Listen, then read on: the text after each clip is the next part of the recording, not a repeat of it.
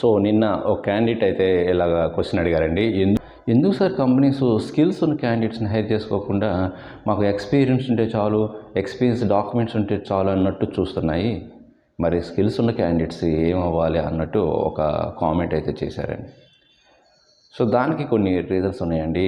Software ఇండస్ట్రీకి కొన్ని rules and regulations, terms and conditions ఉంటాయి.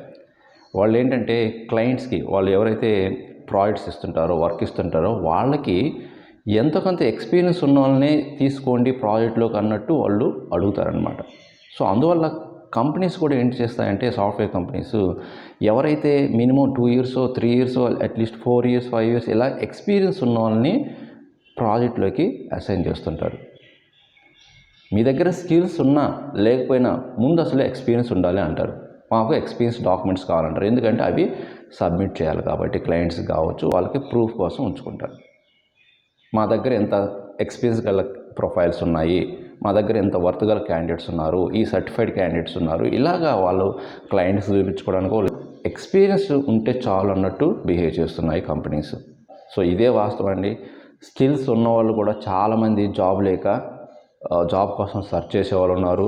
అండ్ స్కిల్స్ లేని వాళ్ళు కూడా ఎక్స్పీరియన్స్తో జాబ్ తెచ్చుకొని సర్వైవ్ అవుతూ ఉండే వాళ్ళు ఉన్నారు. అలా మేనేజ్ చేసుకుంటూ ఉండే వాళ్ళు కూడా చాలామంది ఉన్నారు. ఈ సాఫ్ట్వేర్ జాబ్ ఎలాంటిదంటే అది టైంని బట్టి, లక్ని బట్టి ఒక్కోసారి ఒక్కో క్యాండిడేట్కి ఏం లేకుండా కూడా, వాళ్ళకి ఏం స్కిల్స్ లేకుండా కూడా జాబ్ వచ్చే అవకాశాలు కూడా ఉంటాయి. కొంతమందికి స్కిల్స్ ఉండి కూడా కొంత టైం పడుతుంటుంది. జాబ్ రాదని చెప్పడం లేదు, కానీ స్కిల్స్ ఉన్న వాళ్ళకి కొంత టైం పట్టడానికి అవకాశాలు ఉంటుంది. సో అందువల్ల మీరేమి డిసప్పాయింట్ కావద్దు. ఎవరైతే స్కిల్స్ ఉన్నాయి బట్ మాకు ఎక్స్పీరియన్స్ లేదు, కంపెనీస్ అయితే మాకు ఆపర్చునిటీ ఇవ్వటం లేదని అనుకుంటే ఇంకా మీరు ట్రై చేస్తూ ఉండండి. దానికి ఏం చేసేదేం లేదు. ఎందుకంటే కంపెనీస్ మీ దగ్గర ఎక్స్పీరియన్స్ లేదు, ఎంత స్కిల్స్ ఉన్నా మీ దగ్గర ఎక్స్పీరియన్స్ లేదంటే ఫస్ట్ అప్లై చేయలేరు. అప్లై చేసినా మీరు ఫ్రెషర్గా వాళ్ళని కన్సిడర్ చేసుకుంటే వాళ్ళు మిమ్మల్ని షార్ట్ లిస్ట్ చేయవు, ఇంటర్వ్యూ కూడా కండక్ట్ చేయవు. సో అందువల్ల చాలామంది క్యాండిడేట్స్ చాలా రకాలుగా ప్రయత్నించి ఎలాగోలాగా ఐటీ ఇండస్ట్రీలోకి వెళ్తున్నారు. స్కిల్స్ ఉన్న క్యాండిడేట్లు, స్కిల్స్ లేని క్యాండిడేట్లు ఏదో విధంగా వెళ్తున్నారు. సో అందువల్ల మీ దగ్గర రియల్గా స్కిల్స్ కానీ ఉంటే ఏదో విధంగా ట్రై చేయండి. డెఫినెట్గా అయితే మీరు గెట్ ఇన్ అవుతారు. అండ్ మీ దగ్గర నిజంగా స్కిల్స్ ఉంటే ఎక్స్పీరియన్స్తో గెట్ ఇన్ అయినా కూడా ఈజీగా సర్వే అవుతారు. అండ్ 1 or 2 years తర్వాత మీకు ఫుల్ కాన్ఫిడెంట్ వస్తుంది. కంపెనీ స్విచ్ అవ్వండి అండ్ మంచి ప్యాకేజ్ కూడా వస్తుంది. అండ్ సో మీకు అండర్స్టాండింగ్ కదా, కంపెనీస్కి ఏం కావాలి, ఎక్స్పీరియన్స్ డాక్యుమెంట్స్ ఉండాలి, ఎక్స్పీరియన్స్ పర్సన్స్ అయితేనే మేము హైర్ చేసుకుంటా ఉంటున్నాయి. స్కిల్స్ ఉన్నాయా లేదా అనేది మేము ఇంటర్వ్యూలో తెలుసుకుంటాము అంటున్నాయి.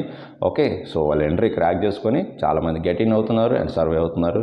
సో స్కిల్స్ ఉండి కూడా ఎక్స్పీరియన్స్ లేని వాళ్ళు వెయిట్ చేస్తూనే ఉన్నారు, సెర్చ్ చేస్తూనే ఉన్నారు. వాళ్ళకి ఒక అవకాశం వస్తుంది డెఫినెట్గా. ఓకే, సో మీకు ఈ ఇన్ఫర్మేషన్ నచ్చితే మర్చిపోకుండా లైక్ చేయండి అండ్ మీ ఫ్రెండ్స్ అందరికి కూడా షేర్ చేయండి. ఇంకొక మంచి యూస్ఫుల్ కంటెంట్తో మళ్ళీ కలుద్దాం. అప్పటి వరకు thank you very much. Bye.